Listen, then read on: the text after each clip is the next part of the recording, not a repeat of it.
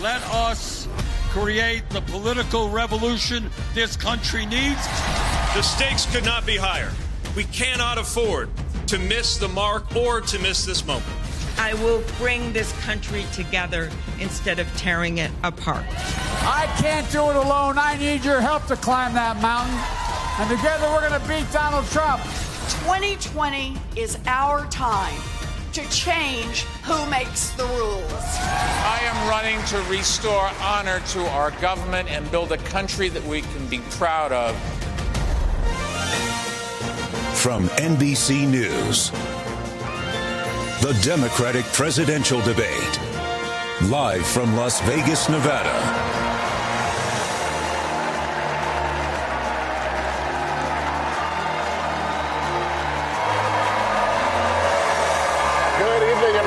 Lester Holt, welcome to Las Vegas. Everything is on the line tonight. We're just 3 days before the critical Nevada caucuses. Here with me on the stage tonight, NBC News political director and moderator of Meet the Press, Chuck Todd. And NBC News chief White House correspondent and MSNBC anchor, Hallie Jackson. Also joining us is Telemundo senior correspondent Vanessa Ock. And editor of the Nevada Independent, John Ralston, who has covered Nevada politics for more than 3 decades. The rules are this tonight. Candidates will get 1:15 to answer each question and 45 seconds for follow-ups. Now that the stage is narrowed to 6 candidates, we encourage each of you to directly engage with each other on the issues. So let's get to our first question. Since the last time you all shared the stage, Senator Sanders, a self-described Democratic socialist, has surged into the lead nationally in the Democratic race. And there's a new person on the stage tonight, Mayor Michael Bloomberg, a former Republican who spent millions of his own dollars to run in this race. What hasn't changed, a majority of Democratic voters still say their top priority is beating President Trump. Senator Sanders, the first question to you. Mayor Bloomberg is pitching himself as a centrist who says he's best positioned to win in November. Why is your revolution a better bet?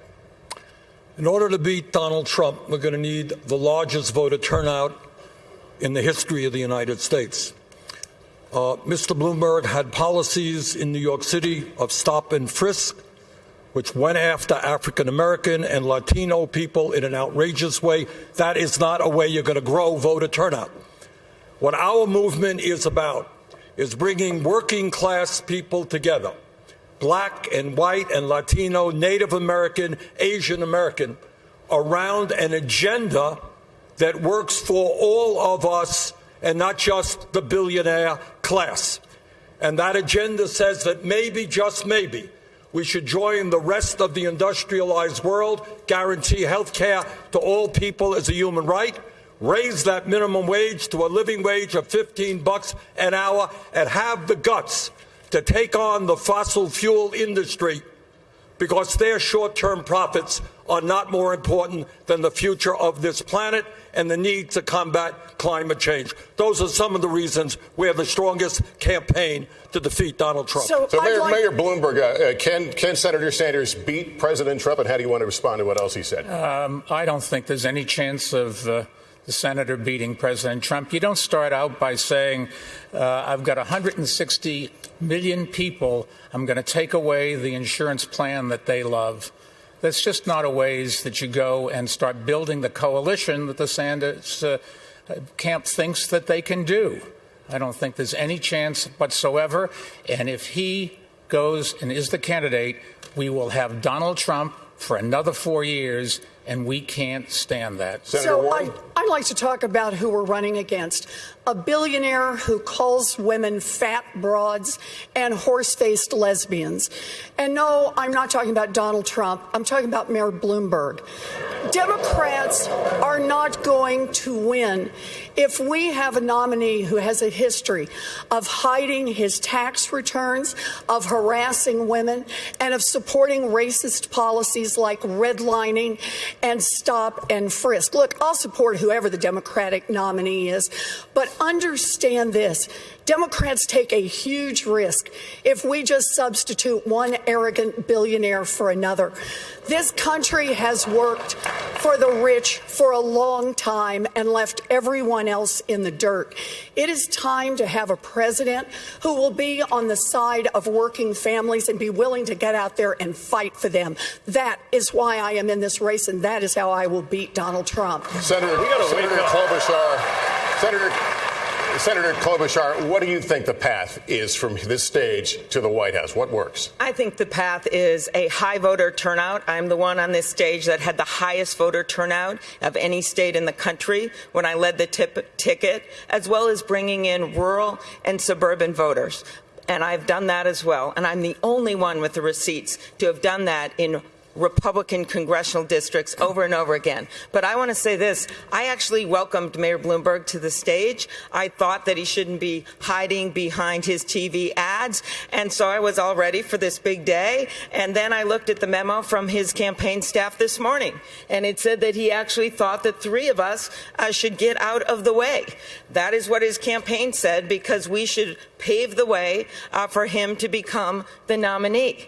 I have been told as a woman, as someone that maybe no one thought was still going to be standing up on this stage, but I am because of pure grit and because of the people out there. I've been told many times to wait my turn and to step aside. And I'm not going to do that now. And I'm not going to do that because a campaign memo from Mayor Bloomberg said this morning that the only way that we get a nominee is if we step aside for him. I think we need something different than Donald Trump. I don't think you look at Donald Trump and say, we need someone richer in the White House. Thank you. Mayor Bloomberg, there's a lot for you to respond to there, so here's your opportunity.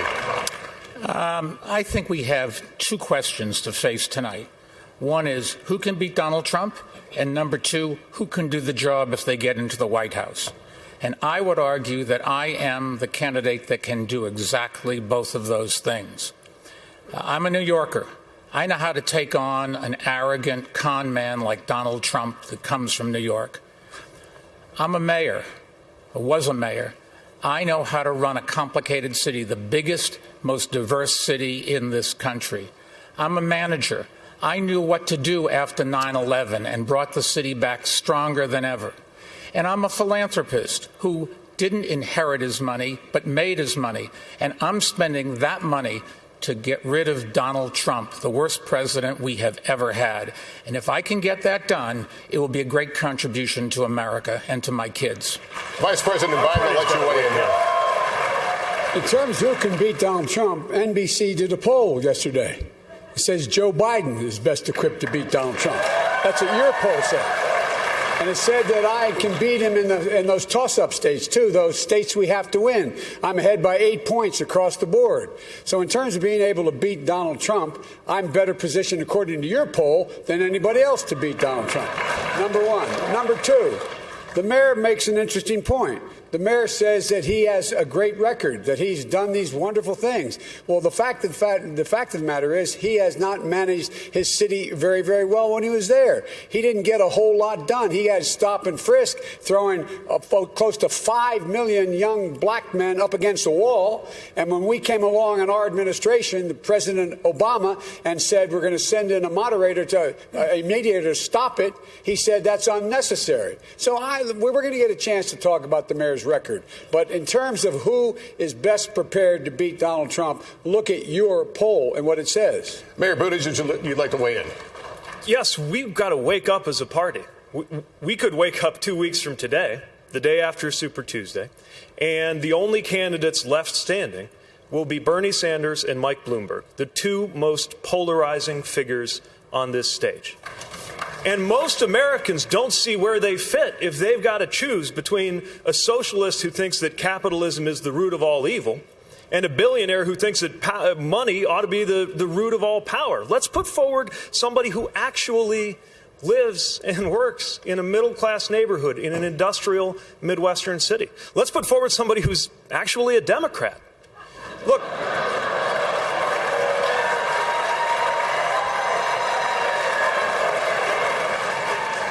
we shouldn't have to choose between one candidate who wants to burn this party down and another candidate who wants to buy this party out. Look, we can do better. Senator Sanders, are you polarizing? If speaking to the needs and the pain of a long-neglected working class is polarizing, I think you got the wrong word.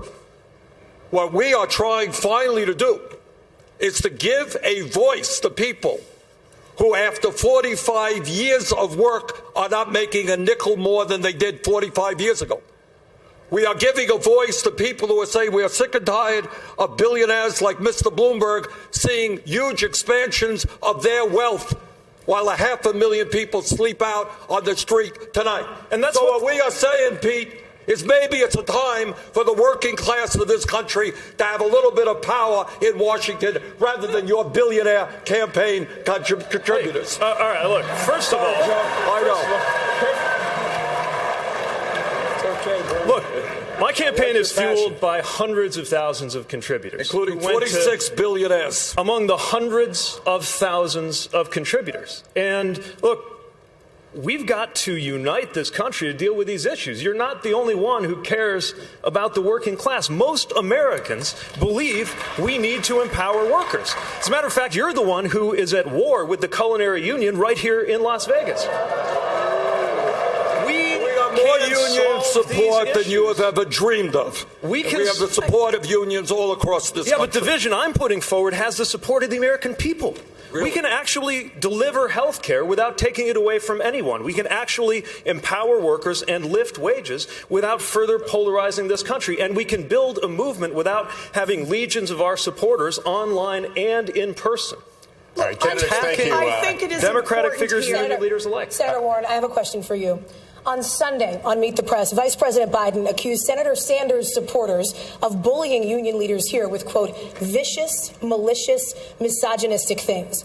You said Democrats cannot build an inclusive party on a foundation of hate. Are Senator Sanders and his supporters making it harder for Democrats to unify in November? Look, I have said many times before, we are all responsible for our supporters, and we need to step up. That's what leadership is all about.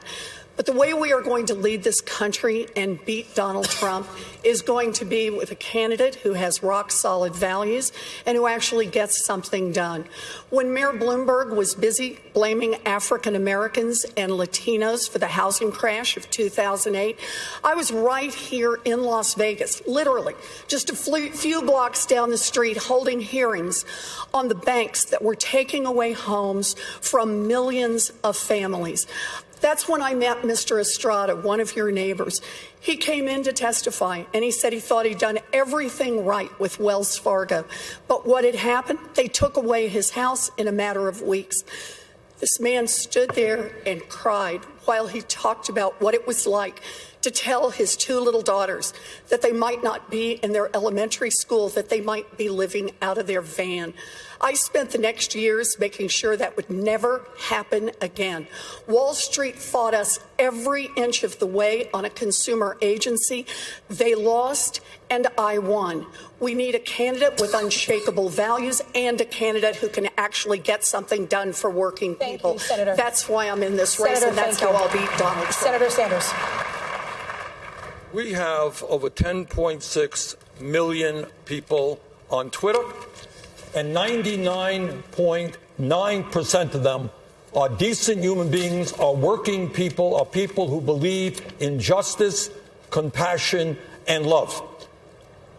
And if there are a few people who make ugly remarks, who attack trade union leaders, I disown those people. They are not part of our movement. But let me also say, what I hope my friends up here will agree with, is that if you look at the Wild West of the Internet, talk to some of the African-American women on my campaign, talk to Senator Nina Turner, talk to others, and find the vicious, racist, sexist attacks that are coming their way as well. So I would hope that all of us understand that we should do everything we possibly can to end the viciousness and ugliness on the Internet. Our campaign is about issues. It's about fighting for the working families and the middle class. It is not about vicious attacks on other people. Senator, when you say that you disown these attacks and you didn't personally direct them, I believe you. Well, thank you. But at a certain point, you got to ask yourself, why did this pattern arise? Why is it especially the case among your supporters? I don't think it is especially the case, by the way. That's just not true. Look, well, people know. Pete, if you want to talk to some of the women on my campaign, what you will see is the most ugly, sexist, racist attacks that are, I won't even describe them here. They're so disgusting. And let me say something else about this, not being too paranoid. All of us remember 2016. And what we remember is efforts by Russians and others to try to interfere in our election and divide us up. I'm not saying that's happening, but it would not shock me. I saw some of those tweets regarding the Culinary Workers Union. I have a 30-year, 100% pro-union voting record. Do you think I would support, or anybody supports me, would be attacking union leaders? It's not thinkable. But leadership is about what you draw out of people. It's about how you inspire people to act. And right now we're in this toxic political environment. Leadership isn't just about policy. I think, at least in broad terms, we're largely pulling in the same direction on policy. But leadership is also about how you motivate people to treat other people.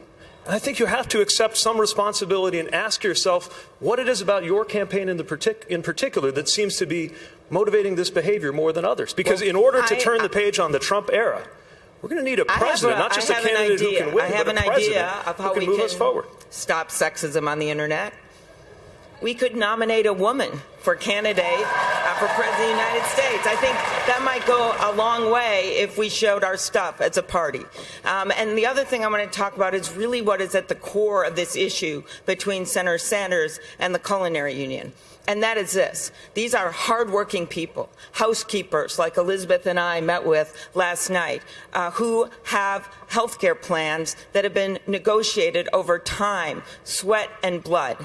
And that is the truth for so many Americans right now. Thank you. There are 149 million Americans that would lose their current health insurance under Senator Sanders' bill. Senator, that's what it says on page 8. And I don't think we should forget that. On that note, I want to turn it over to my colleague, Chuck Todd. Senator Sanders, I'm going to stay on this topic, on the culinary, on this issue with the Culinary Union. Obviously, their leaders are warning their members about that your health care plan will take away their health care plan, take away private insurance completely. There are some Democrats who like you a lot, but worry that this plan, Medicare for All, is going to take away private insurance and that it goes too far. Are they right? No. Let me be very clear. 2 points. For 100 years, from Teddy Roosevelt to Barack Obama, this country has been talking about the need to guarantee health care for all people. And yet today, despite spending twice as much per capita, Chuck, twice as much as any other major country on earth, we got 87 million who are uninsured or underinsured. We got over 60,000 people who die every year because they don't get to a doctor on time. We're getting ripped off outrageously by the greed and corruption of the pharmaceutical industry, which in some cases charges us 10 times more for the same drugs because of their price fixing. 500,000 people go bankrupt every year because they can't afford medical bills. So let me be very clear to my good friends in the Culinary Workers Union, a great union. I will never sign a bill that will reduce the health care benefits they have. We will only expand it for them, for every union in America, and for the working class of this country. Senator Warren, you were all in on Medicare for All, and then you have since came up with a transition plan. Is it because of the impact on unions? So I want to be clear. I've been to the Culinary Union's healthcare facilities. They're terrific. You don't want to shut them down. You want to expand them. You want to see them all across Nevada and all across this country. But we need to get everybody's health care plan out here. Mayor Buttigieg really has a slogan that was thought up by his consultants to paper over a thin version of a plan that would leave millions of people unable to afford their health care. It's not a plan, it's a PowerPoint.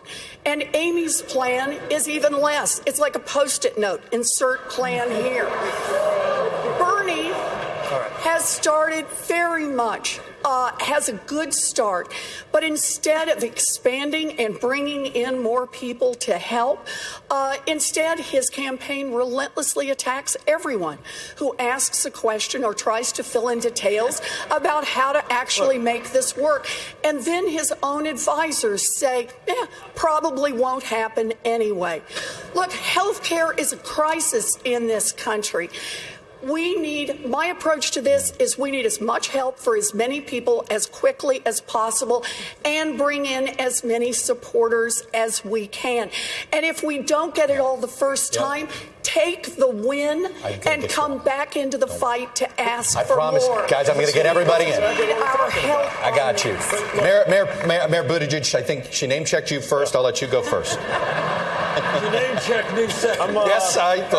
Okay. I think Amy said. I'm more of a Microsoft Word guy. And if you look at my plan, I don't know if there are any PowerPoints on it, but you can definitely find the document on PeteForAmerica.com. And you'll see that it is a plan that solves the problem, makes sure there is no such thing as an uninsured American, and does it without kicking anybody off the plan that they have. This idea that the union members don't know what's good for them is the exact kind of condescension and arrogance that makes people skeptical of the policies we've been putting forward. Here we have a plan that the majority of Americans support. Do you realize how historic that is?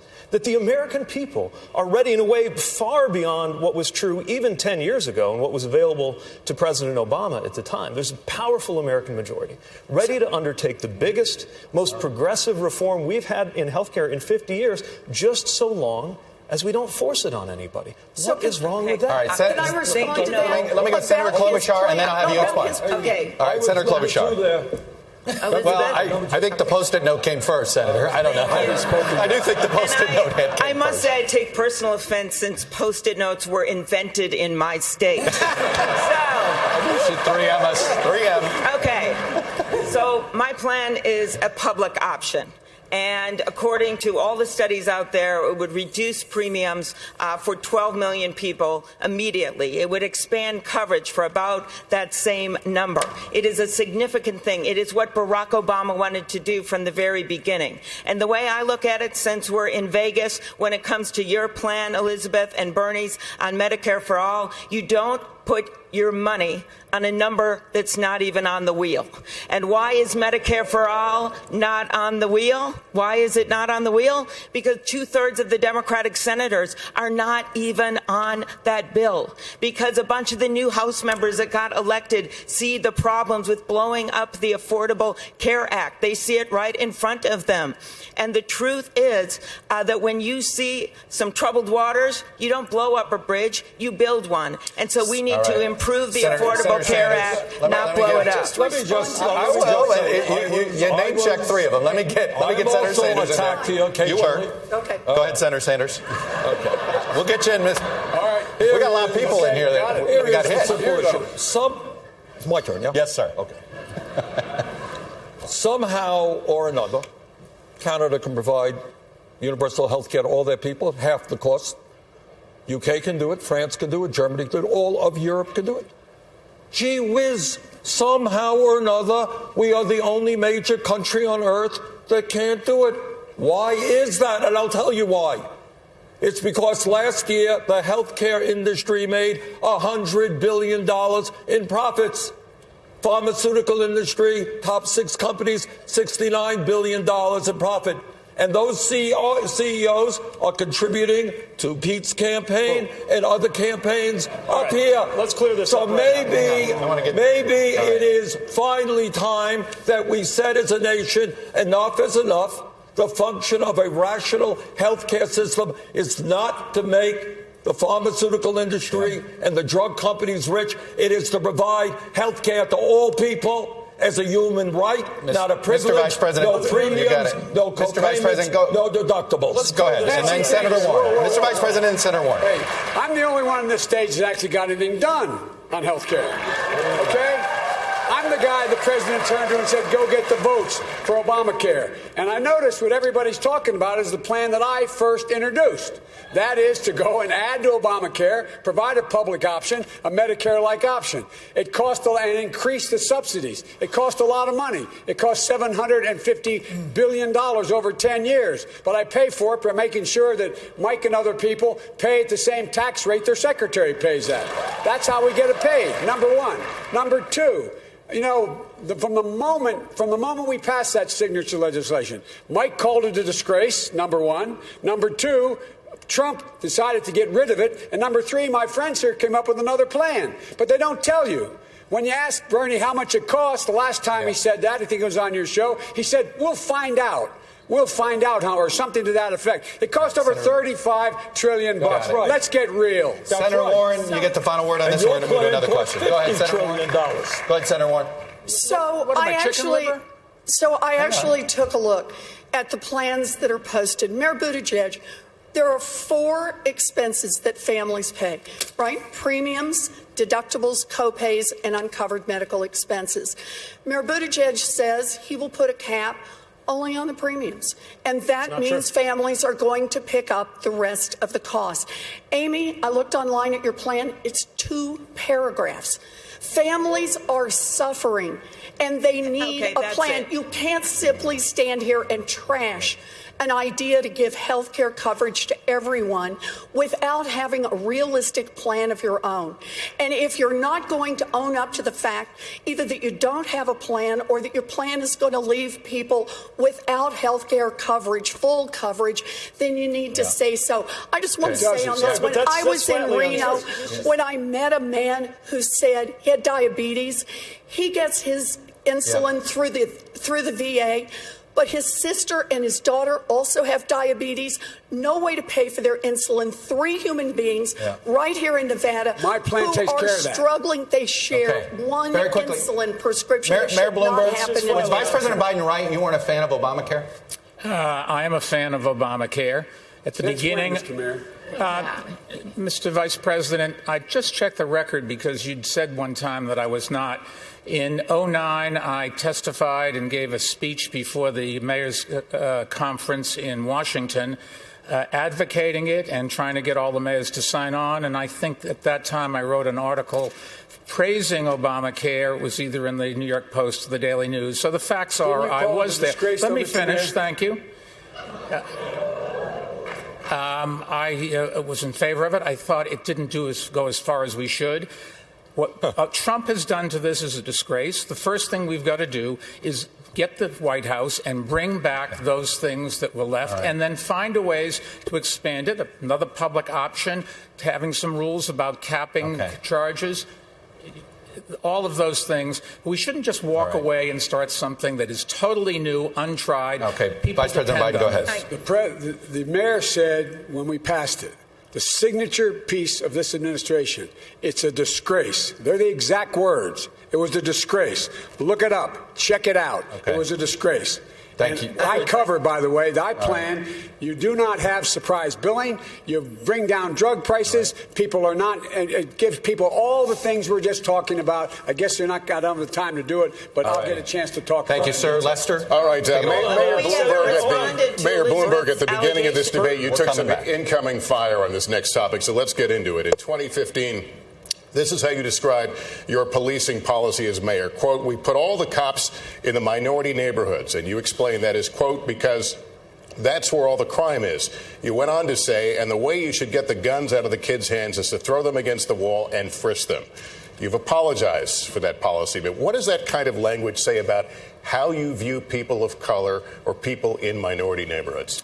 Well, if I go back and look at my time in office, the one thing that I'm really worried about, embarrassed about, was how it turned out with stop and frisk. When I got into office, there were 650 murders a year in New York City. And I thought that my first responsibility was to give people the right to live. That's the basic right of everything.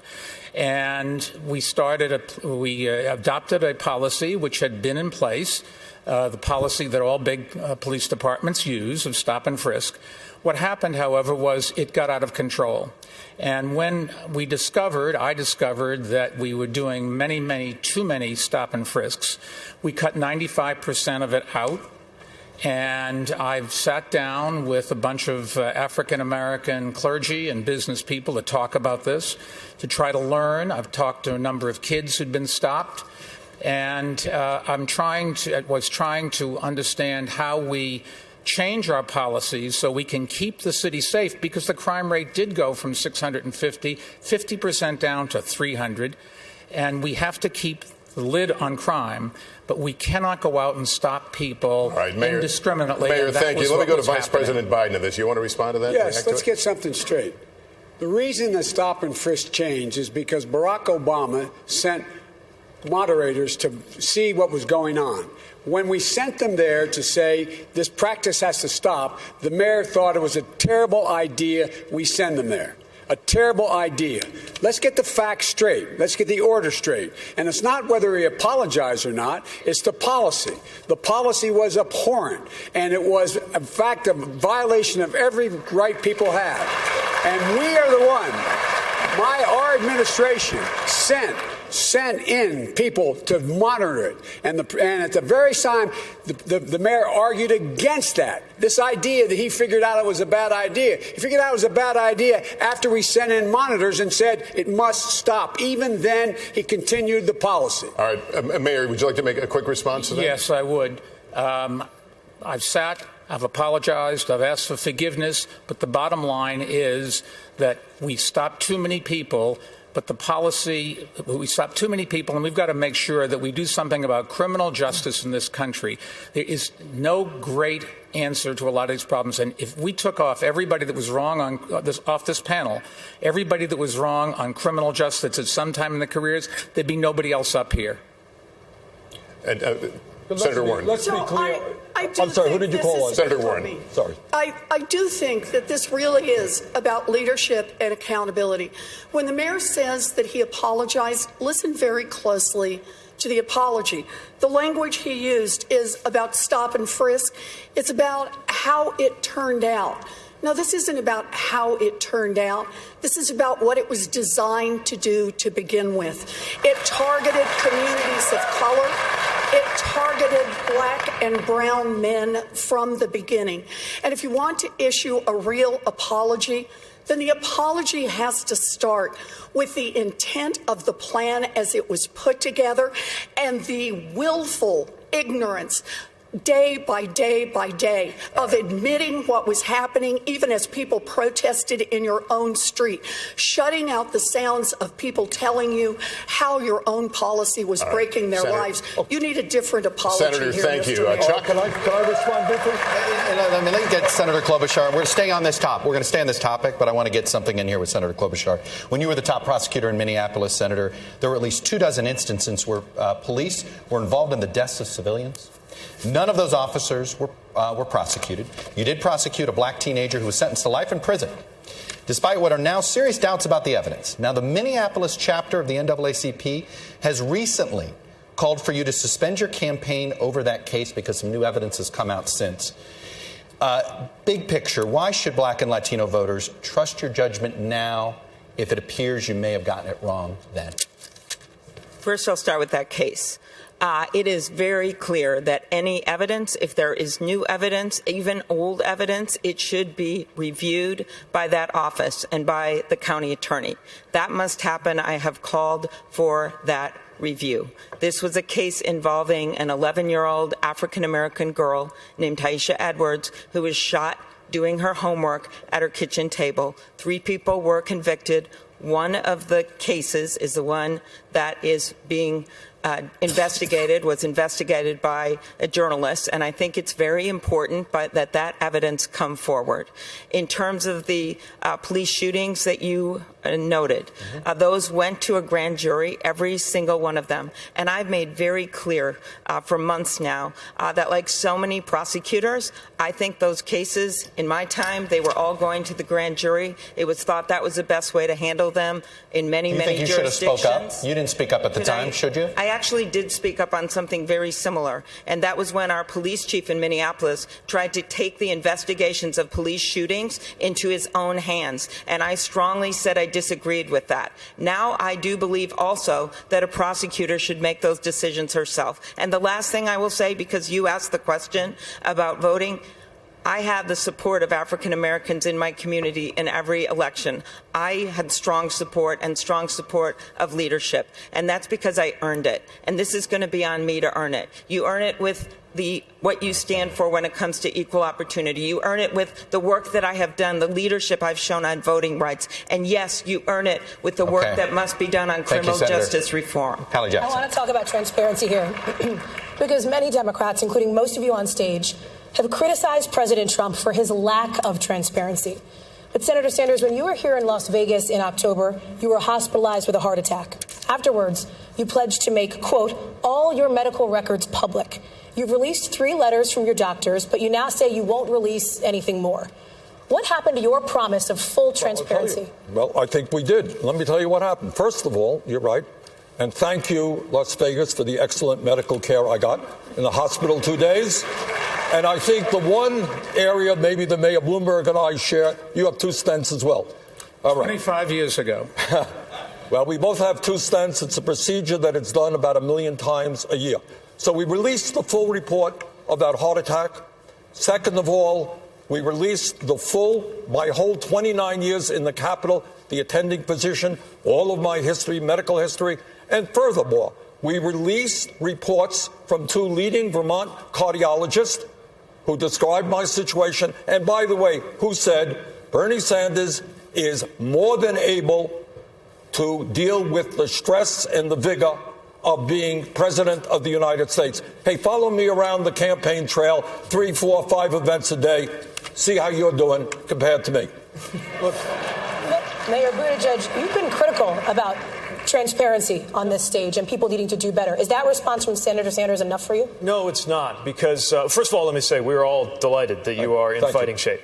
And at the same time, transparency matters, especially living through the Trump era. Now, under President Obama, the standard was that the president would release full medical records, do a physical, and release the readout. I think that's the standard that we should hold ourselves to as well. Now, President Trump lowered that standard. He said just a letter from a doctor is enough, and a lot of folks on this stage are now saying that's enough. But I am certainly prepared to get a physical, put out the results. I think everybody here should be willing to do the same. But I'm actually less concerned about the lack of transparency on Sanders' personal health than I am about the lack of transparency on how to pay for his health care plan, since he said that it's impossible to even know how much it's going to cost. And even after raising taxes on everybody making $29,000, there is still a multi-trillion-dollar hole. Matter of fact, if you add up his policies altogether, they come to $50 trillion. He's only explained $25 trillion worth of revenue, which means that the hole in there is bigger than the size of the entire economy of the United States. Mayor Buttigieg, the time has come to level with the American people on matters personal and on matters of policy. Thank you. Senator Sanders, quickly. Okay. Let's level. All right, let's level, Pete. Under your plan, which is a maintenance continuation of the status quo, can I finish? The average American today is paying $12,000 a year. That's what that family is paying. 20% of a $60,000 income, $12,000 a year. Highest prices in the world for prescription drugs. Just the other day, a major study came out from Yale epidemiologists in Lancet, one of the leading medical publications in the world. What they said, my friends, is Medicare for All will save $450 billion a year. Because we are eliminating the absurdity of thousands of separate plans that require hundreds of billions of dollars of administration. And by the way, ending the $100 billion a year in profiteering from the drug companies and the insurance companies. Really important. My plan is the status quo, and that's false. Look, if my plan is the status quo, why was it attacked by the insurance industry the moment it came out? And on issue after issue after issue, this is what Senator Sanders is saying. If you're not with him, if you're not all the way on his side, then you must be for the status quo. Well, you know what? That is a picture that leaves most of the American people out. I want to go to Mayor Bloomberg on this transparency issue. Very briefly on transparency, Mayor Bloomberg, your campaign has said that you would eventually release your tax records when it comes to transparency. But people are already voting now. Why should Democratic voters have to wait? It just takes us a long time. Unfortunately or fortunately. Could I comment on that? Fortunately, I make a lot of money, and we do business all around the world, and we are preparing it. The number of pages will probably be in thousands of pages. I can't go to TurboTax, but I put out my tax return every year for 12 years in City Hall. We will put out this one. It tells everybody everything they need to know about every investments that I make and where the money goes.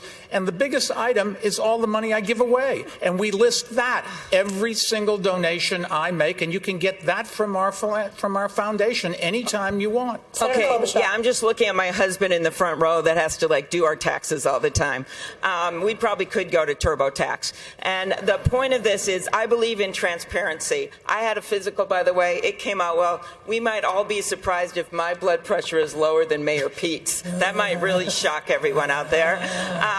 And I think you should release your records from your physical. Secondly, when it comes to tax returns, everyone up here has released their tax returns, Mayor. I think, and it is a major issue because the President of the United States has been hiding behind his tax returns, even when courts order him to come forward with those tax returns. And I think, I don't care how much money anyone has. I think it's great you got a lot of money, but I think you've got to come forward with your tax returns. Senator, I want to get to you in a second. Mayor Bloomberg, quick response to Senator Klobuchar. We're releasing them. They'll be out in a few weeks, and that's just as fast as I can do it. Remember, I only entered into this race 10 weeks ago. All of my associates here have been at this for a couple of years. And we did That's right. We have engaging with voters. Let me ask you about something else, Mr. Mayor, because Mayor Bloomberg, let me ask you about something else. And get it done. Senator Warren. I wish it were that simple. I'll let you get in here, but Mayor Bloomberg. It would save me a lot of money. Let me ask you about something else. Several former employees have claimed that your company was a hostile workplace for women. When you were confronted about it, you admitted making sexually suggestive remarks, saying, quote, "That's the way I grew up." In a lawsuit in the 1990s, according to the Washington Post, one former female employee alleged that you said, quote, "I would do you in a second." Should Democrats expect better from their nominee? Let me say a couple things, and if I can have my full minute and a quarter, thank you. I have no tolerance for the kind of behavior that the Me Too movement has exposed. And anybody that does anything wrong in our company, we investigate it. And if it's appropriate, they're gone that day. But let me tell you what I do in my company and my foundation and in city government when I was there. In my foundation, the person that runs it's a woman. 70% of the people there are women. In my company, lots and lots of women have big responsibilities. They get paid exactly the same as men. And in my in City Hall, the top person, my deputy mayor, was a woman, and 40% of our commissioners were women. I am very proud of the fact that about 2 weeks ago, we were awarded. We were voted the the best place to work, second best place in America. If that doesn't say something about our employees and how happy they are, I don't know what does. Senator Warren, you've been critical of Mayor Bloomberg on this issue. Yes, I have. And I hope you heard what his defense was. I've been nice to some women. That just doesn't cut it. The mayor has to stand on his record. And what we need to know is exactly what's lurking out there. He has gotten some number of women, dozens, who knows, to sign non-disclosure agreements, both for sexual harassment and for gender discrimination in the workplace. So, Mr. Mayor, are you willing to release all of those women from those non-disclosure agreements so we can hear their side of the story?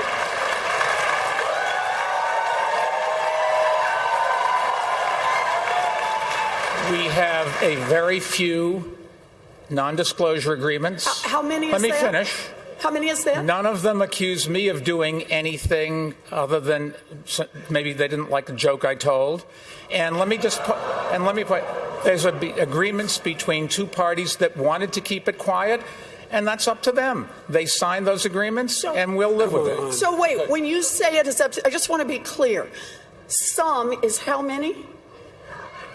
And when you say they signed them and they wanted them, if they wish now to speak out and tell their side of the story about what it is they allege, that's now okay with you? You're releasing them on television tonight? Senator? No. Is that right? Senator, tonight? Senator, the company and somebody else, in this case, a man or a woman, or could be more than that, they decided when they made an agreement that they wanted to keep it quiet for everybody's interest. They signed the agreements, and that's what we're going to live with. I'm sorry. No, the question is, are the women bound by being muzzled by you? And you could release them from that immediately. Because understand, this is not just a question of the mayor's character. This is also a question about electability. We are not going to beat Donald Trump with a man who has who knows how many non-disclosure agreements and the drip, drip, drip of stories of women saying they have been harassed and discriminated against. That's not what we do as Democrats. Mr. Vice President. Look, let's get something straight here. It's easy. All the mayor has to do is say, you are released from the non-disclosure agreement. Period. We talk about transparency here. This guy got himself in trouble, maybe saying that he couldn't disclose what he did. He went to his company. Just to be super clear, that was about the list of clients, nobody gets the wrong. I know what you mean. No, you're right. But he said, he went to the company and said, I want to be released. I want to be able to do it. Look, this is about transparency from the very beginning, whether it's your health record, whether it's your taxes, whether you have cases against you, whether or not people have signed non-disclosure agreements. You think the women, in fact, were ready to say, I don't want anybody to know about what you did to me? That's not how it works. The way it works is they say, look, this is what you did to me, and the mayor comes along and his attorney says, I will give you this amount of money if you promise you'll never say anything. That's how it works. Mayor Bloomberg, final word to you.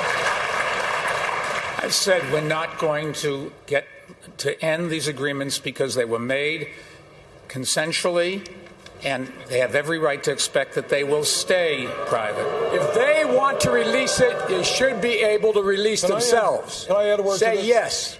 You know, we talk about electability, and everybody up here wants to beat Trump. And we talked about stop and frisk, and we talked about the workplace that Mayor Bloomberg has established and the problems there. But maybe we should also ask how Mayor Bloomberg in 2004 supported George W. Bush for president, put money into Republican candidates for the United States Senate when some of us, Joe and I and others, were fighting for Democrats to control the United States Senate. And maybe we can talk about a billionaire saying that we should not raise the minimum wage, or that we should cut Social Security, Medicare, and Medicaid. If that's a way to beat Donald Trump, wow, I would be very surprised. Thank you, Senator. Vanessa, to you. Wait.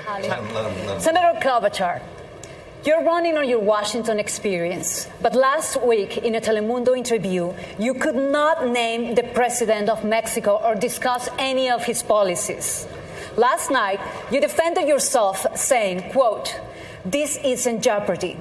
But my question to you is, shouldn't our next president know more about one of our largest trading partners?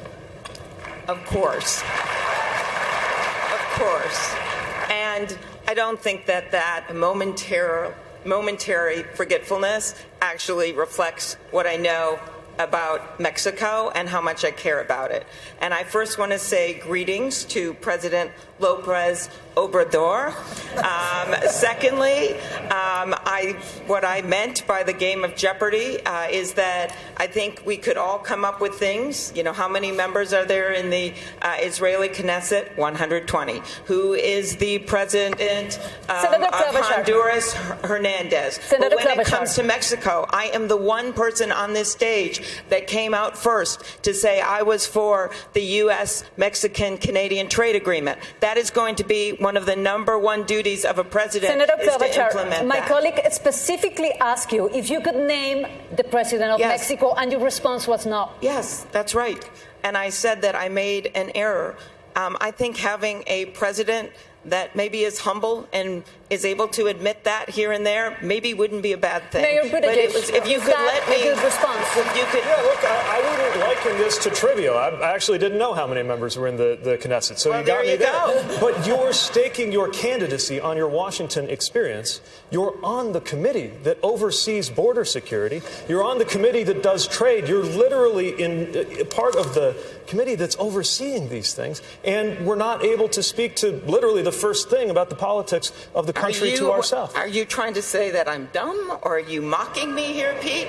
I'm saying that you shouldn't trivialize I made that an knowledge. error. People sometimes forget names.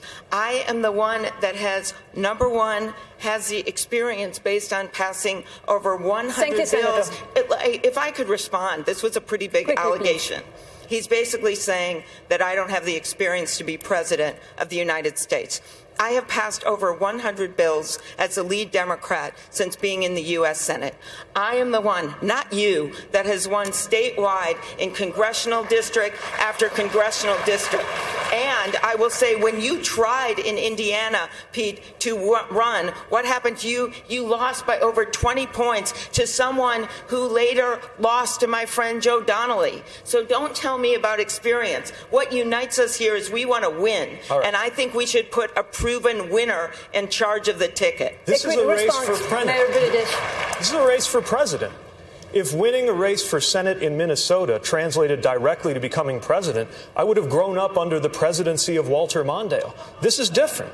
And the reason that I think we need to talk about Washington experience is that we should ask what that experience has led to.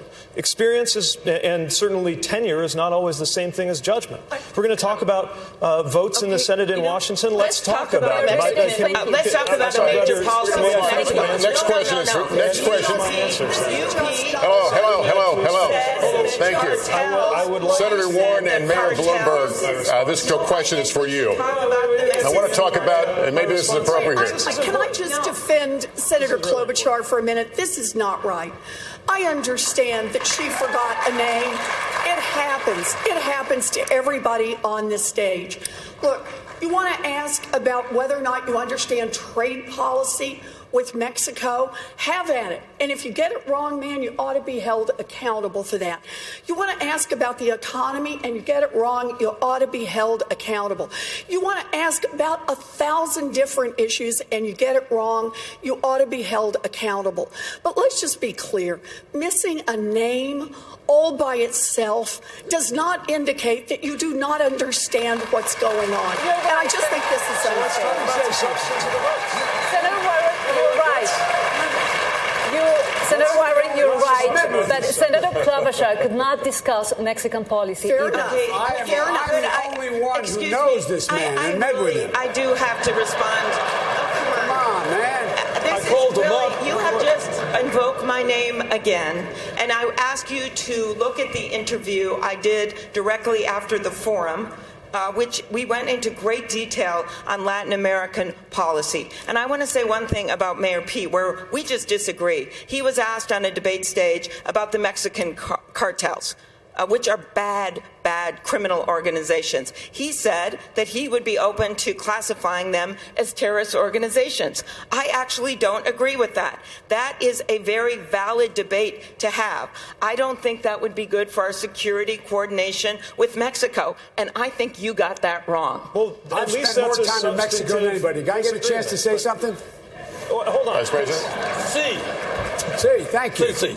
Look, I'm the only one who spent extensive hundreds of hours in Latin America. I've met with this president. I've met with the last president, the one before that. I've been deeply involved in making sure that we have a policy that makes more sense than this god-awful president we have now. I'm the guy that put together $750 million to provide help for those Latin American countries that are the reason why people are leaving, because there's nothing for them to stay for. I've spent hours and hours and hours. And so you want to talk about experience in Washington, it's good to know with whom you're talking. It's good to know what they think. It's good to know what you think. And it's good to be able to have a relationship. That's what it's about. All right. Well, we are clearly everybody's warmed up. We're going to take a short break and kick off the next hour with a topic many voters have said is top of mind, the climate crisis. We're back in a moment.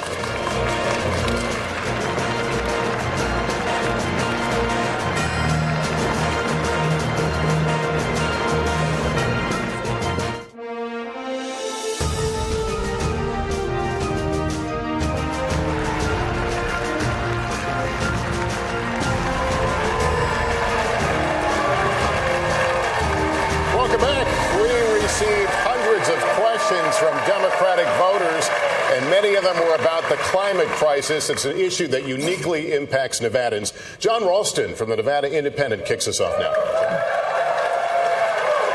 So, y'all ready to play some Nevada trivia now? I'm only half joking here.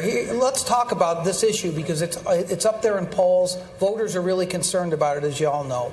What you might not know is that Las Vegas and Reno are the vibrant economic engines for the state of Nevada and are also two of the fastest warming cities in the country. In certain months of the year, the heat is already an emergency situation for residents and for tourists walking up and down the Strip. So I'm going to start with you, Mr. Vice President. What specific policies would you implement that would keep Las Vegas and Reno livable, but also not hurt those economies? It is the existential threat that humanity faces, global warming.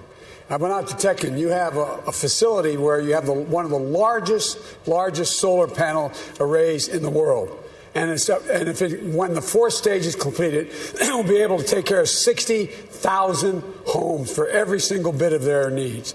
And what I would do is, number one, work on providing the $47 billion we have for tech and to making sure we find answers, is to provide a way to transmit that wind and solar energy across the network in the United States. Invest in battery technology. I would immediately reinstate all of the elimination of what Trump has eliminated in terms of EPA. I would secondly make sure that we had 500,000 new charging stations in every new highway we built in the United States of America or repaired. I would make sure that we, once again, made sure that we got the mileage standards back up, which would have saved over 12 billion barrels of oil had he not walked away from it. And I would invest in rail. Rail can take hundreds of thousands, millions of cars off the road if we have high-speed rail. Thank you, Mr. Vice President. I want to get some of the rest of you in on this because y'all have plans. Yeah. Mayor Bloomberg, let me read what you said about this issue. You said you want to intensify U.S. and international actions to stop the expansion of coal. How exactly are you going to do that? Well, already we've closed 304 out of the 530 coal-fired power plants in the United States, and we've closed 80 out of the 200 or 300 that are in Europe. Bloomberg Philanthropies working with the Sierra Club. That's one of the things you do. But just let's start at the beginning. If you're president, the first thing you do the first day is you rejoin the Paris Agreement. This is just ridiculous for us to drop out. Two, America's responsibility is to be the leader in the world. And if we don't, we're the ones that are going to get hurt just as much as anybody else. And that's why I don't want to have us cut off all relationships with China, because you will never solve this problem without China and India, Western Europe and America. That's where most of the greenhouse gas. Let me just finish one other thing. I believe, and you can tell me whether this is right, but the solar array that the Vice President was talking about is being closed because it's not economic, that you can put solar panels in and modern technology, even more modern than that. I want to let Senator Warren jump in here, just because you've said something that's really specific to Nevada. And the tension here in this state is between people who want renewable energy and people who want conservation on public lands. Yeah. 85% of Nevada is managed by the federal government. You have said that you are going to have an executive order that would stop drilling on public land, stop mining, which is a huge industry here. You got to have lithium. You got to have copper for renewable energy. How do you do that? So, look, I think we should stop all new drilling and mining on public lands and all offshore drilling. If we need to make exceptions because there are specific minerals that we've got to have access to, then we locate those and we do it not in a way that just is about the profits of giant industries, but in a way that is sustainable for the environment.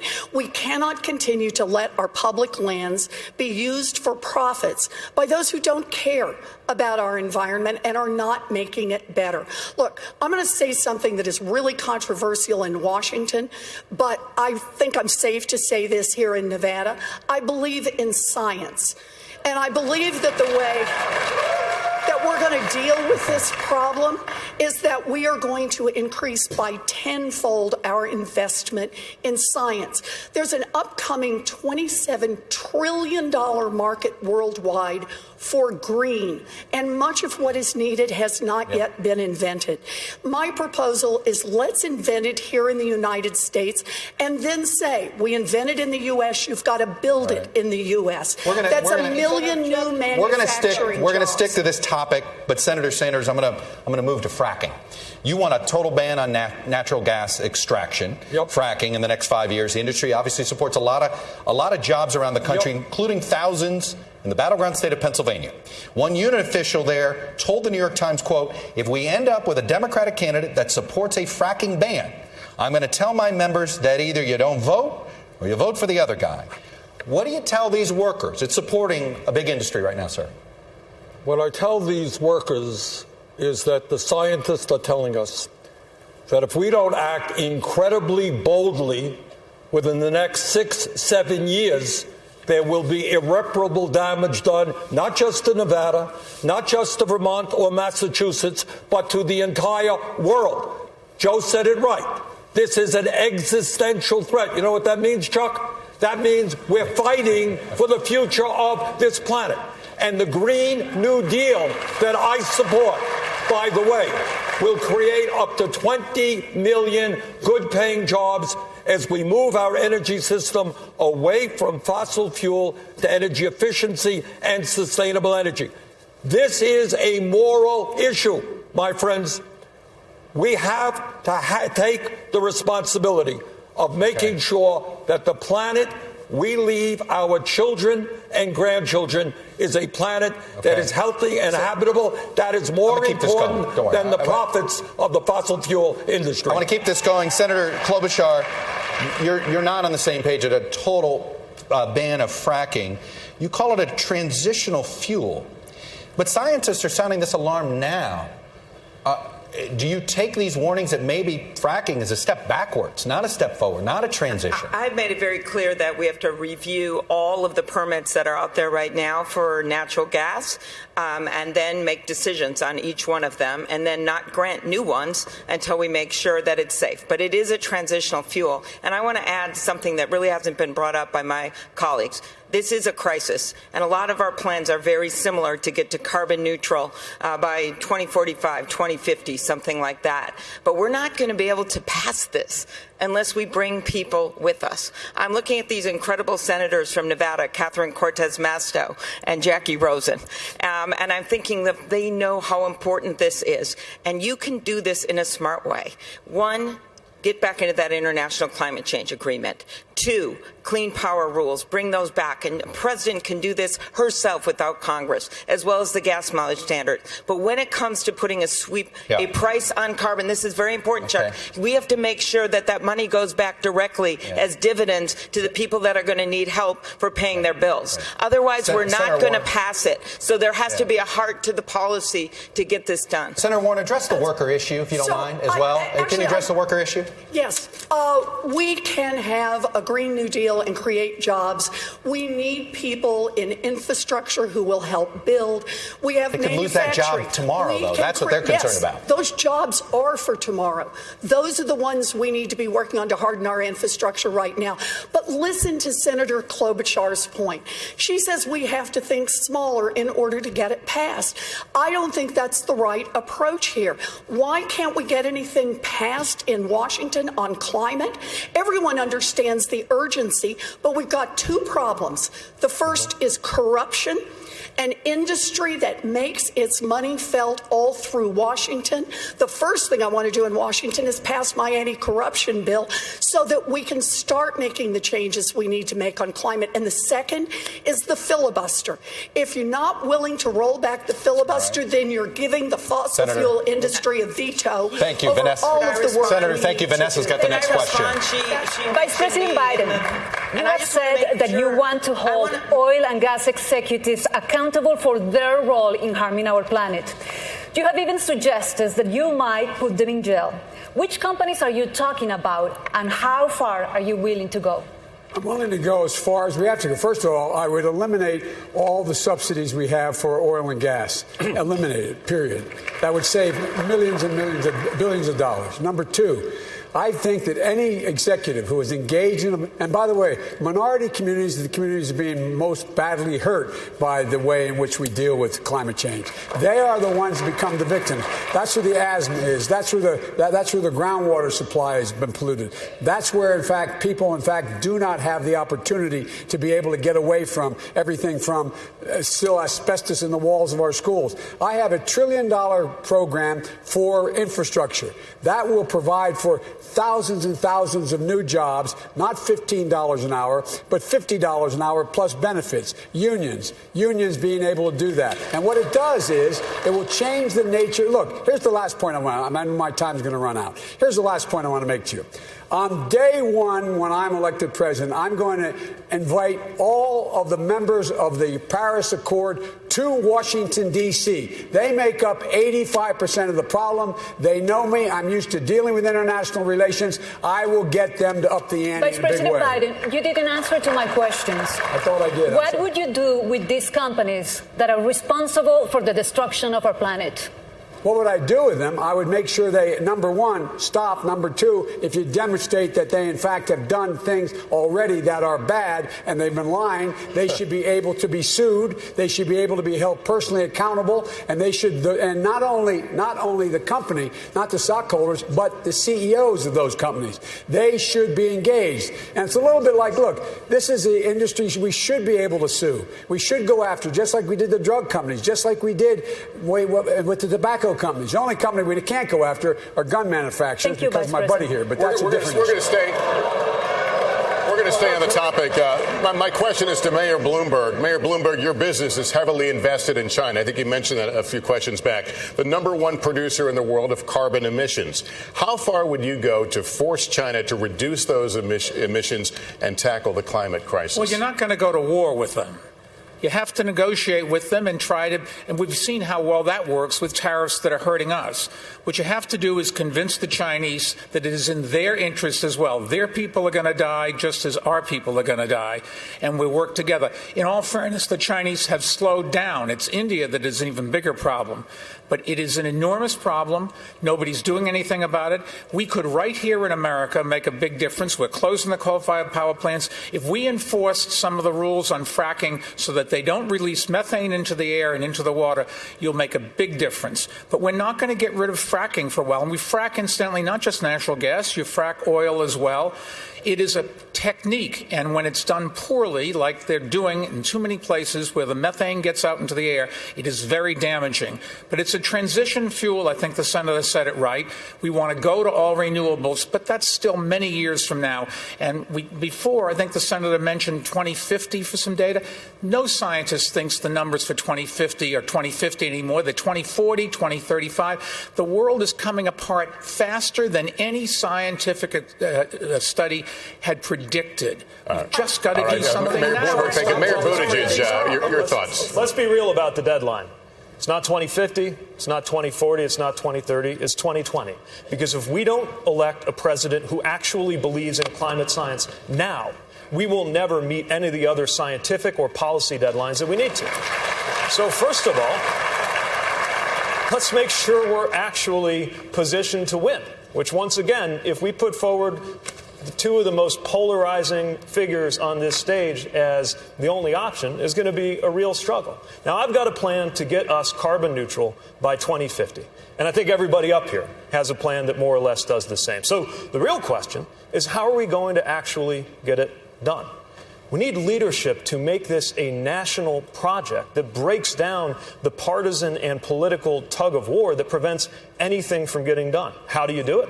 Well, first of all, making sure that those jobs are available quickly. Secondly, ensuring that we are pulling in those very sectors who have been made to feel like they're part of the problem, from farming to industry, and fund as well as urge them to do the right thing. And then global climate diplomacy. I'm a little skeptical of the idea that convincing is going to do the trick when it comes to working with China.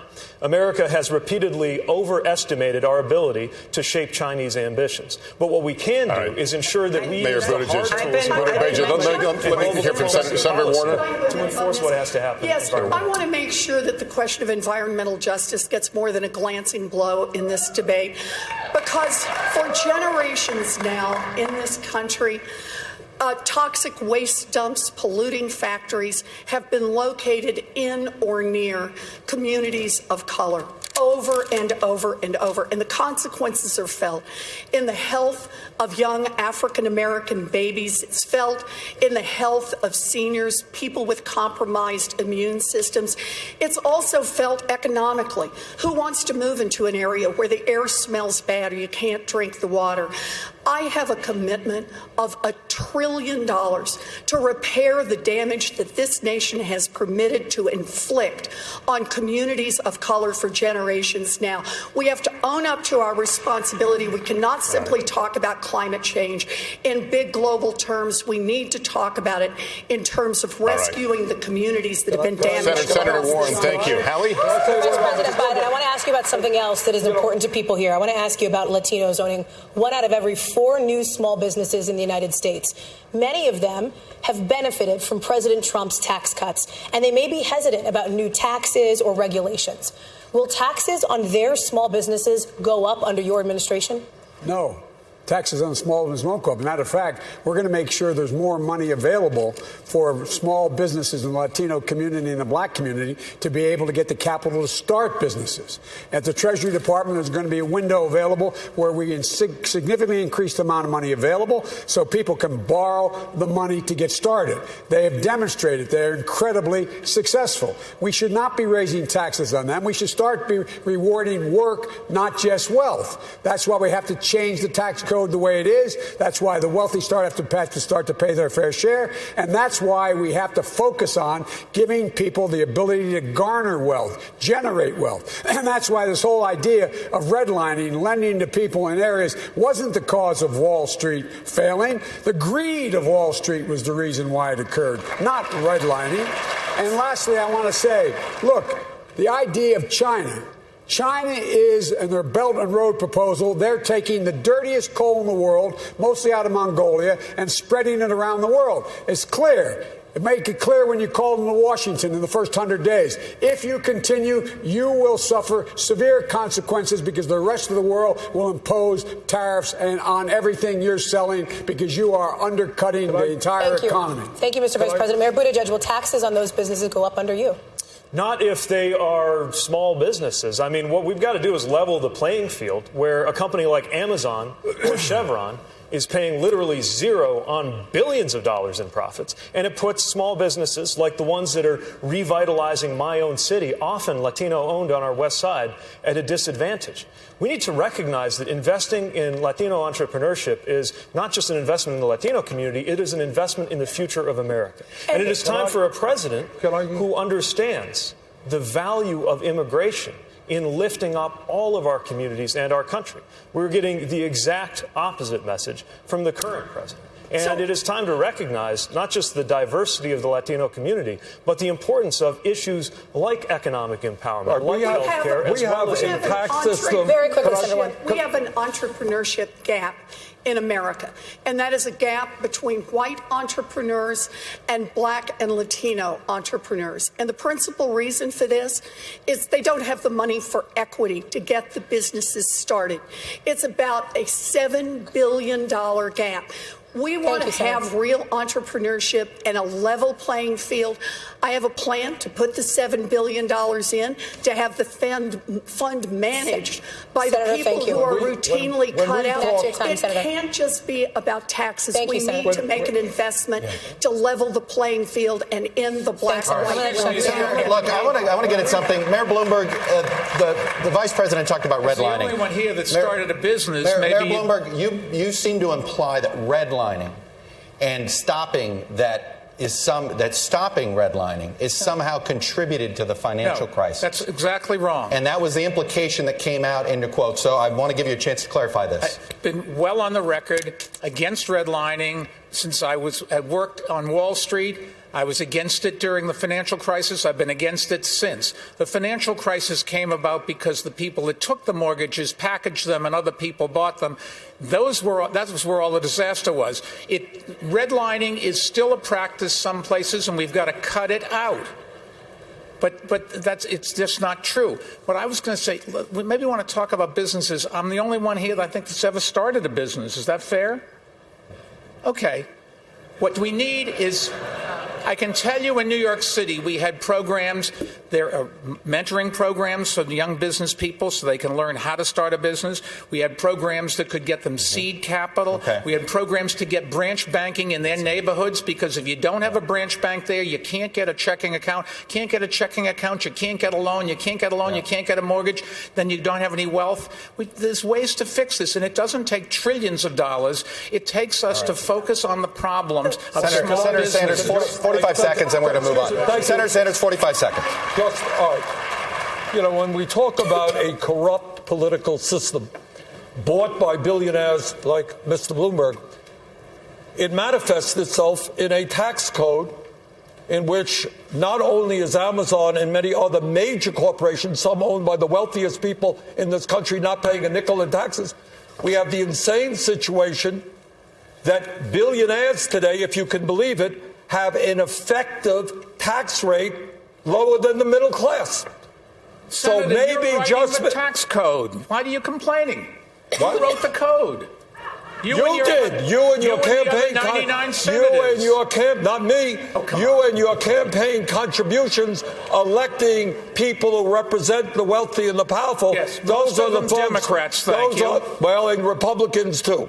Okay. And George W. Bush as well. Chuck. Senator Klobuchar, let me address. I was thinking I understand that, but Senator a boxing rematch on Saturday in Vegas, and those guys should go down there. Senator Klobuchar, I actually want to get you to something about Senator Sanders tweeted last year, billionaires should not exist. Okay. What say you? I believe in capitalism, but I think the goal of someone in government and a president of the United States should be a check on that. I'm not going to limit what people make, but I think right now our tax code is so tilted against regular people, and that is what's wrong. I was thinking of your question about small businesses. The small businesses I talk to, they have trouble getting employees because their employees don't have child care. We should have universal child care. And we have not been talking enough about Donald Trump. And let's just talk about Donald Trump, because he signed that tax bill that helped the wealthy, and he went down to Mar-a-Lago. And he said to all his friends, you just got a lot richer. That is Exhibit A. And I can tell you the hardworking people in Nevada were not in that room. So the key to me is to not limit what people can make, but make sure that we have a government that is fair for everyone. So, Senator Sanders, what did you mean that you don't think they should exist? Tell you what I mean. What did that mean? We have a grotesque and immoral distribution of wealth and income. Mike Bloomberg owns more wealth than the bottom 125 million Americans. That's wrong. That's immoral. That should not be the case when we got 500,000 people sleeping out on the streets, when we have kids who cannot afford to go to college, when we have 45 million people dealing with student debt. We have enormous problems facing this country, and we cannot continue seeing a situation where in the last 3 years, billionaires in this country saw an $850 billion increase in their wealth. Congratulations, Mr. Bloomberg. But the average American last year saw less than a 1% increase in his or her income. That's wrong. Mayor Bloomberg, should you exist? I can't speak for all billionaires. All I know is I've been very lucky, made a lot of money, and I'm giving it all away to make this country better. And a good chunk of it goes to the Democratic Party as well. Is it too much? Have you earned too much money? Has it been an obscene amount of... Should you have earned that much money? Yes. I worked very hard for it, and I'm giving it away. Thank you. Hallie. Mayor Buttigieg, Senator Sanders has a proposal that would require all large companies to turn over up to 20% of their ownership to employees over time. Is that a good idea? I think that employee ownership of companies is a great idea. I'm not sure it makes sense to command those companies to do it. If we really want to deliver less inequality in this country, then we got to start with the tax code. And we got to start with investments in how people are able to live the American dream, which is in serious decline. Matter of fact, last time I checked, the list of countries to live out the American dream, in other words, to be born at the bottom and come out at the top, we're not even in the top 10. Number one place to live out the American dream right now is Denmark. And as the, I think, lone person on this stage who's not a millionaire, let alone a billionaire, I believe that part of what needs to change is for the voices of the communities that haven't felt heard on Wall Street or in Washington to actually be brought to Capitol Hill. It's why I am building a politics designed around inclusion, designed around belonging, because the one thing that will definitely perpetuate the income inequality we're living with right now is for Donald Trump to be reelected because we polarized this country with the wrong nominee. Senator Sanders, it's your policy. That's to me, right? It is your policy. Thank you. It is my policy, and I'm very proud of that policy. All right? What we need to do to deal with this grotesque level of income and wealth inequality is make sure that those people who are working, you know what, Mr. Bloomberg, wasn't you who made all that money. Maybe your workers played some role in that as well. And it is important that those workers are able to share the benefits. Also, when we have so many people who go to work every day and they feel not good about their jobs, they feel like cogs in a machine. I want workers to be able to sit on corporate boards as well so they can have some say over what happens to their lives. Mayor Bloomberg, you own a large company. Would you support what Senator Sanders is proposing? Absolutely not. I can't think of ways that would make it easier for Donald Trump to get reelected than listening to this conversation. It's ridiculous. We're not going to throw out capitalism. We tried that. Other countries tried that. It was called communism, and it just didn't work. So let me make a proposal that will work, that has not only support from a majority of Democrats, but also from a majority of independents and a majority of Republicans. And that is a 2-cent wealth tax on all fortunes above $50 million. You hit $1 billion, you got to pay a few pennies more. This is a tax on the top 0.1% in America, and it permits us to start to restructure our economy. It means we can afford universal child care for every baby in this country age 0 to 5. It means we can have universal pre-K for every child in America. It means we can raise the wages of every child care worker and preschool teacher and stop exploiting the black and brown women who do this work. It means we can put $800 billion into our public schools, quadruple funding for Title I schools. And as a former special education teacher, we could fully fund IDEA so children with disabilities would get the full education they need. We could do college.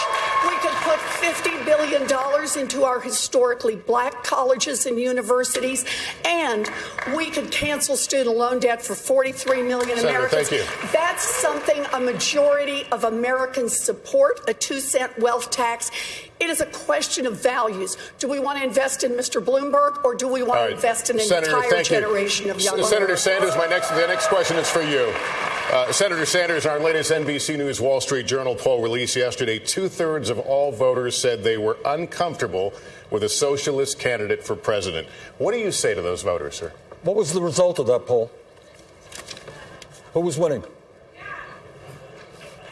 The question's to you.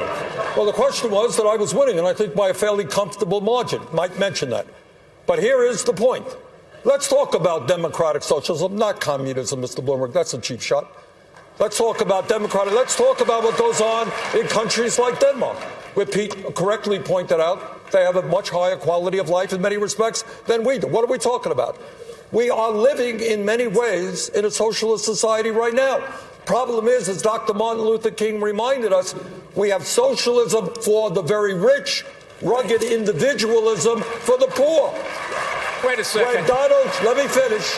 When Donald Trump gets $800 million in tax breaks and subsidies to build luxury condominiums, that's socialism for the rich.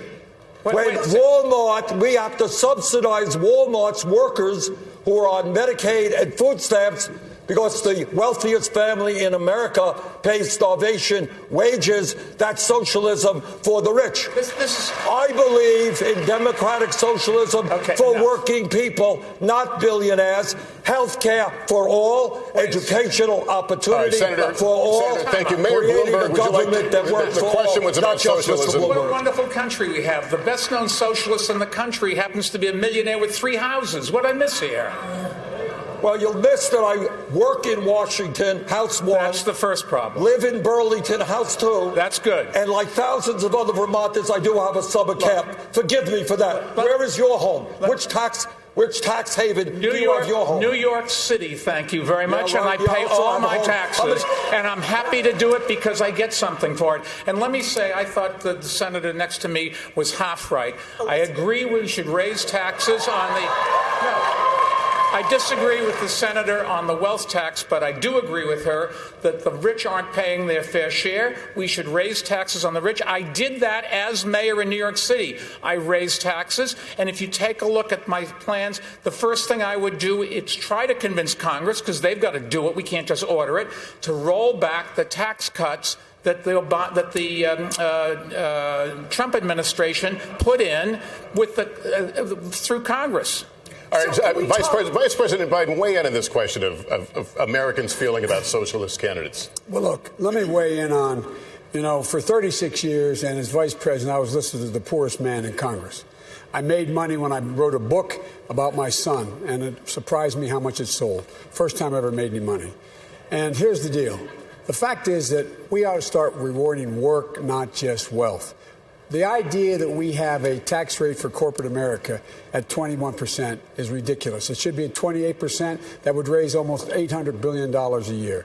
The idea that we have companies not paying anything at all, they should have a minimum tax of 15%. That would raise another $740 billion a year. The idea that you're able to have a capital gains tax that you pay at the rate of 20% if you are if you are Mike Bloomberg or whomever has a whole lot of money, and someone else is paying at your staffer is paying at 25% is wrong. That would raise another $800 billion. We should be rewarding work, not just wealth. And the American people, the middle class is getting killed, and the poor have no way up. All right. Vice President Biden, thank you. Chuck? Mayor Buttigieg, I want to get you in on this because, in 2000, you wrote an award-winning essay. You praised Senator Sanders. You specifically praised him for embracing socialism. You have now since said that you're concerned about his policies. But I am curious about this. Are you out of touch with your own generation? Millennials, by a big chunk, embrace his version of democratic socialism. You do not. Are you out of touch with your generation? No. Look. It's true that I was into Bernie before it was cool. He was thank you, congressman at the time. And the qualities I admired then are qualities I still respect a great deal. I never said that I agree with every part of his policy views, then or now, but I appreciate that at least he's straightforward and honest about him. He's honest about the fact that taxes will go up on anybody making more than $29,000 to fund his health care plan, although, again, a little bit vague about how the rest of that You're not being gap honest. Premiums would be eliminated. But you're still raising those taxes, and but when we're saving you do people money because they don't pay any premiums, out-of-pocket expenses, co-payments, or deductibles. They're going to be much better off. But where's the other $25 trillion supposed to come from? At a certain point, you got to do the math. Well, we got it all up there on the internet. It's a payroll tax. A payroll tax. Well, no, but even after the payroll tax, you still have a because we have a wealth tax. Elizabeth has a good one. Ours is a little bit tougher on Mr. Bloomberg than hers. We're going to raise it in a progressive way, which deals with income and wealth inequality, and make certain, finally, that health care in this country is a human right, not a privilege. 45 seconds. Senator Warren, I'm just going to close it out here. You went out of your way. You went out of your way to call yourself a capitalist, yes, to separate yourself from him. Why? Yes, because I am. Look, Democrats want to beat Donald Trump, but they are worried. They are worried about gambling on a narrow vision that doesn't address the fears of millions of Americans across this country who see real problems and want real change. They are worried about gambling on a revolution that won't bring along a majority of this country. Amy and Joe's hearts are in the right place, but we can't be so eager to be liked by Mitch McConnell that we forget how to fight the Republicans. Mayor Buttigieg has been taking money from big donors and changing his positions. So it makes it unclear what it is he stands for other than his Senator, own. thank you. Senator Klobuchar, go ahead. You've got Senator Klobuchar. You've had it. Senator Klobuchar, go ahead. You got the floor for 45. Thank you. Go. Number one, I have repeatedly said that we have to win big. And the way we win big is winning states like Nevada, but also winning the Senate races in Arizona and in Colorado and beyond. And the reason we want to do that is to send Mitch McConnell packing.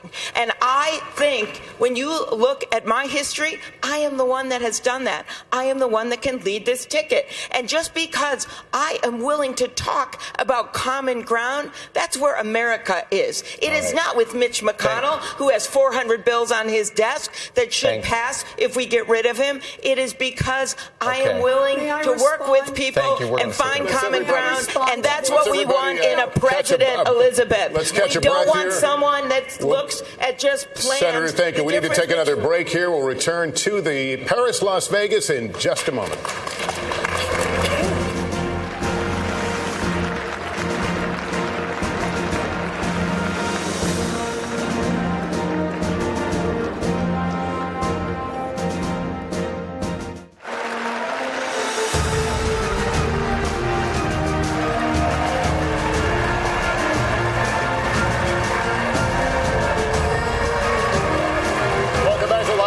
And the Democratic presidential debate. To kick off our next round of questioning, here's Hallie.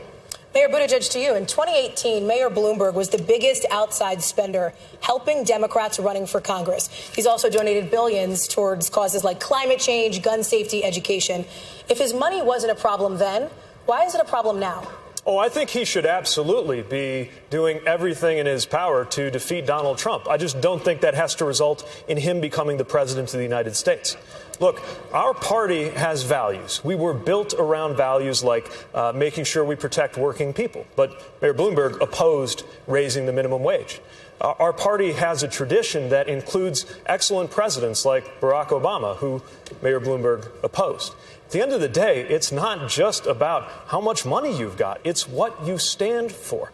And we are living at a moment when Americans are so deeply frustrated with the way that both Wall Street and Washington seem to have overlooked our lives. You know, the view from the porch of my one house in Indiana is that they can't even see us sometimes. And if we're going into the election of our lives against a president who rose to power by cynically exploiting the frustration of ordinary Americans feeling like leaders weren't speaking to them, then I think that turning to someone like Mayor Bloomberg, who thinks he can buy this election, is no better a way to succeed than turning to somebody like Senator Sanders, who wants to burn the House down. Mr. Vice President. You know, if you excuse the point of personal privilege, used to say, it was said that I was in the pocket of Mitch McConnell. I'm the only person on this stage that's beaten Mitch McConnell on 4 major cases. Let me finish. Let me finish.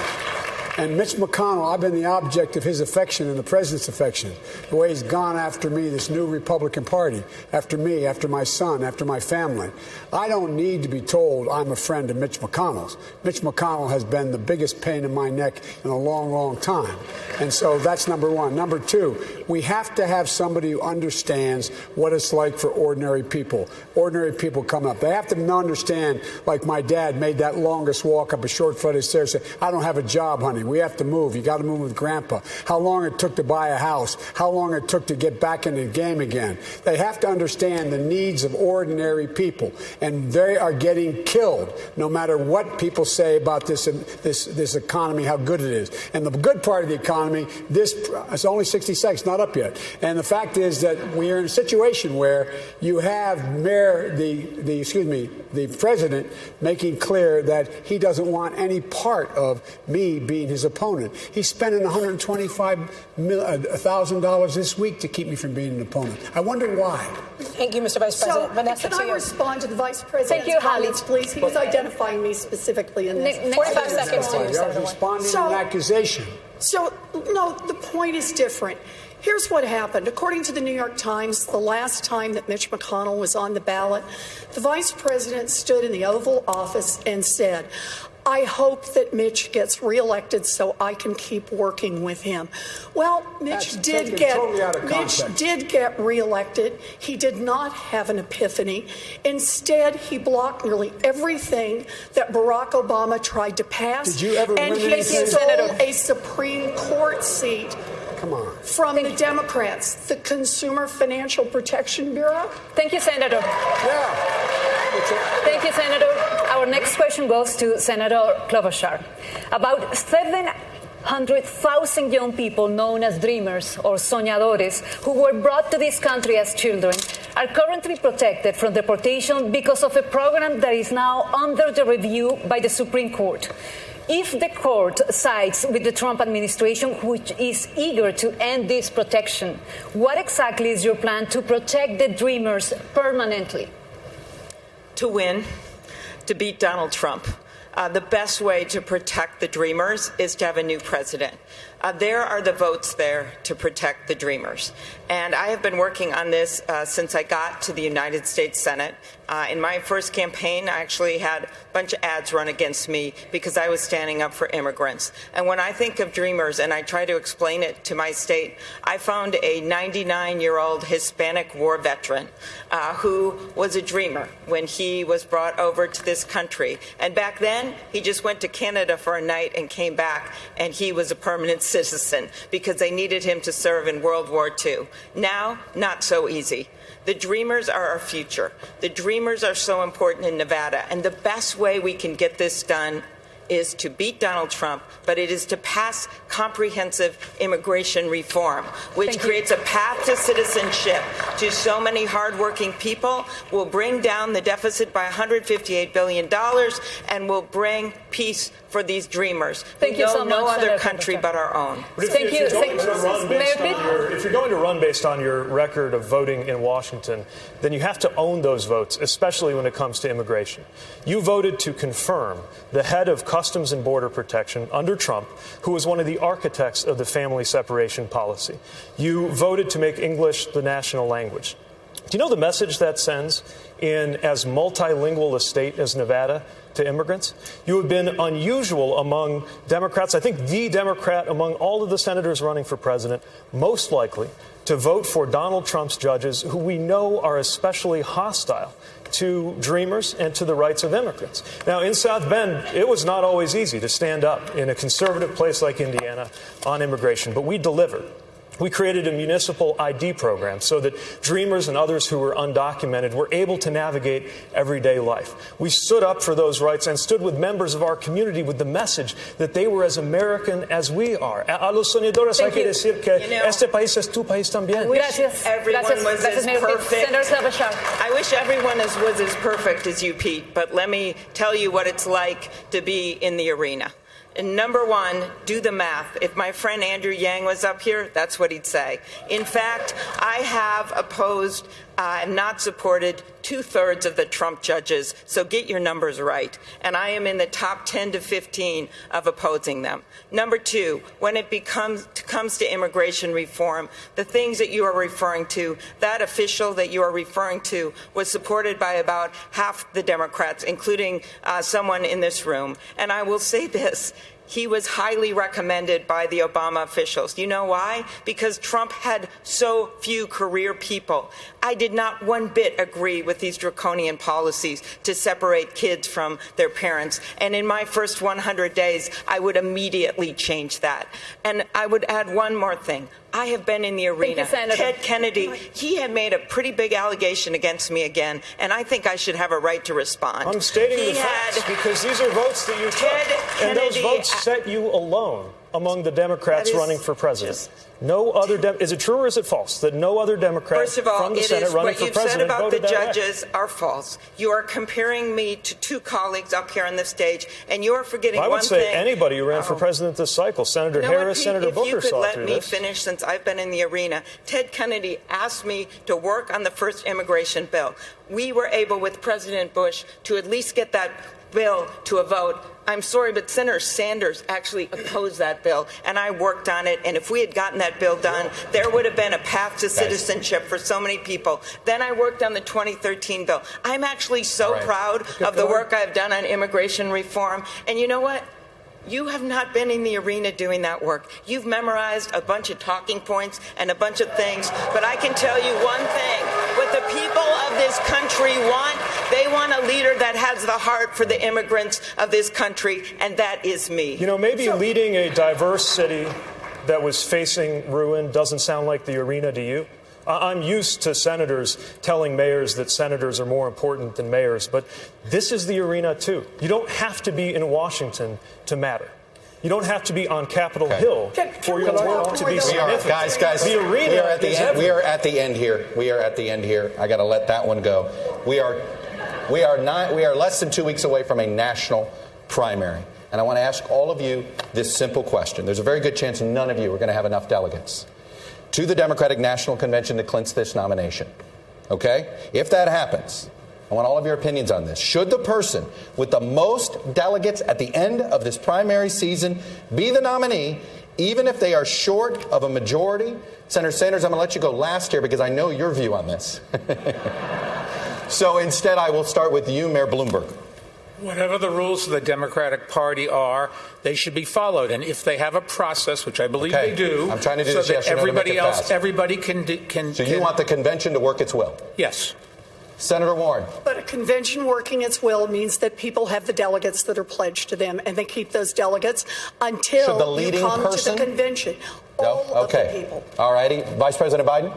Play by the rules. Yes or no? Leading person with the delegates, should they be the nominee or not? No, let the process work its way out. Mayor Buttigieg? Not necessarily, not till there's a Senator Klobuchar? Let the process work. Senator Sanders? Well, the process includes 500 superdelegates on the second ballot. So I think that the will of the people should prevail. Yes. Person who has the most votes should become the nominee. 5 no's and a yes. We are not done yet. We're back with more from Las Vegas after a short break.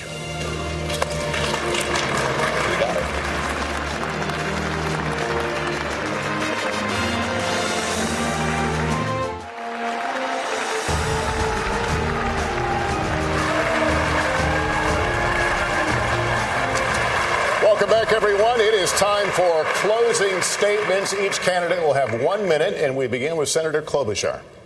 This has been quite a debate. And what I want everyone out there watching to remember is that what unites us is so much bigger than what divides us. And that we need a candidate that can bring people with her. Yes, a fired up Democratic base, but also independents and moderate Republicans. And I've done that every single time. I have won every race down to 4th grade. A lot of boasting up here, so thought I'd add that. Secondly, you need someone who can govern. And I have passed over 100 bills as the lead Democrat.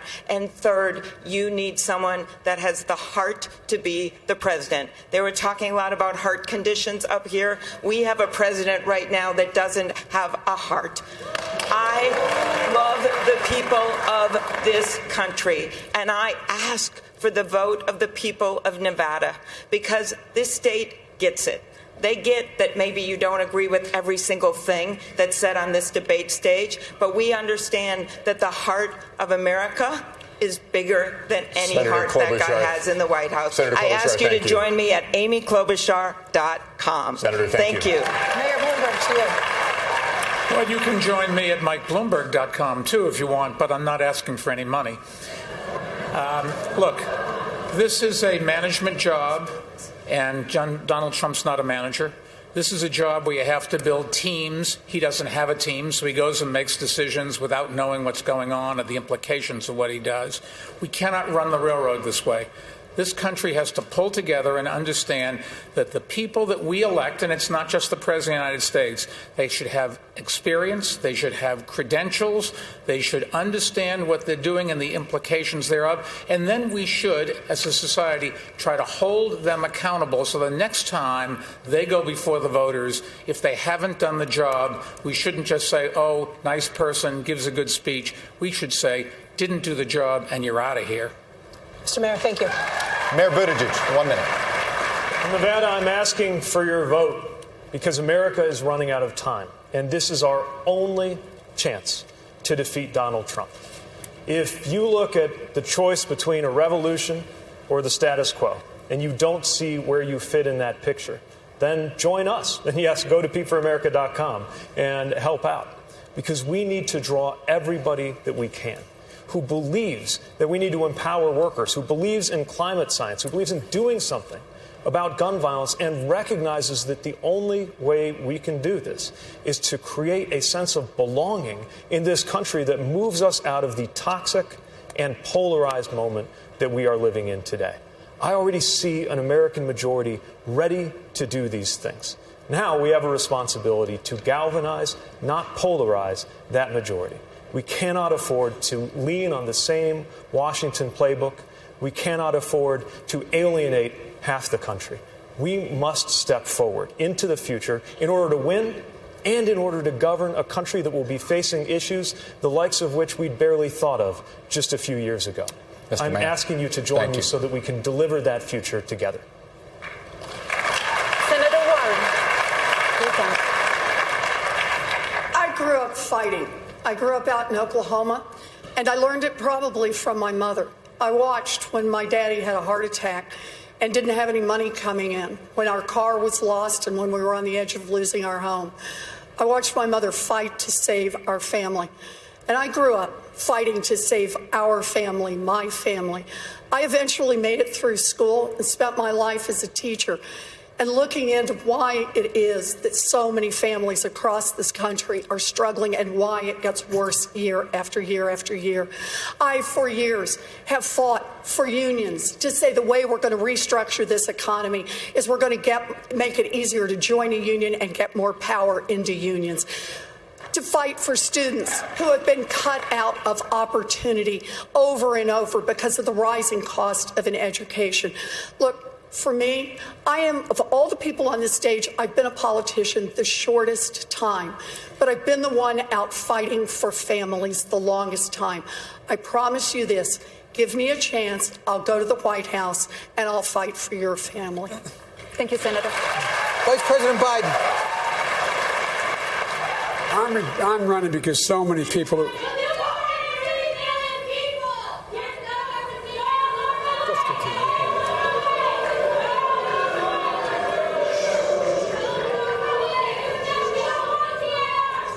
Please give us a moment. We'll clear the room and let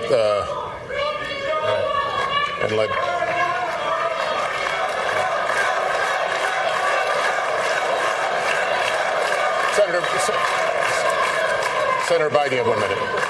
Look, I'm running because so many people are being left behind.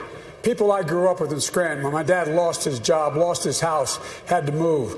We moved to Claymont. We found ourselves in a position where we had little ability to get anything done. And my dad worked like hell. I learned a lot. I've been knocked down a whole hell of a lot. I know what it's like to be knocked down. But I know you have to get back up. We have to provide some safety and security for the American people. Right here in Nevada, the site of the most significant mass murder in American history, guns. Our kids are getting sent to school, having to hide under desks, learn how to run down corridors to avoid being shot. It's immoral. I'm the only one that's beaten the NRA nationally, and I beat them twice. With regard to health care, it also is something that is a right. Obamacare has to be expanded. It can be, in fact, cover everybody. And lastly, I think it's important that on day one, we deal with sending an immigration bill to the desk. The only person in here has the worst record on immigration is Bernie, because Bernie voted against the 2007 bill. Right. Had, in fact, that immigration bill passed, there would be 6 million members would be now American citizens. All right. Senator Sanders, you have 1 minute for your closing remarks. Unfortunately, RULAC, among other groups, Latino groups, saw that bill having provisions akin to slavery, Joe. But the bottom line is all of us are united in defeating the most dangerous president in the modern history of this country. That we agree on. But where we don't agree, I think, is why we are today the only major country on earth not to guarantee health care to all people. Why 3 people own more wealth than the bottom half of America when 500,000 people sleep out on the street. Why hundreds of thousands of bright young kids can't afford to go to college and 45 million remain in student debt. Bottom line here, real change never takes place from the top on down, never takes place from an oligarchy controlled by billionaires. We need to mobilize millions of people to stand up for justice. That's our campaign. Join us at BernieSanders.com. Thank you. Senator, thank you. Folks, thank you. That concludes tonight's debate. Our thanks to my fellow moderators, to the candidates, and of course to all of you, the audience here and at home. The Nevada caucuses are this Saturday with the South Carolina primary just 1 week later. Then the big prize, Super Tuesday on March 3rd. We'll be following it all for you. For now, for all of us at NBC News, I'm Lester Holt. Good day.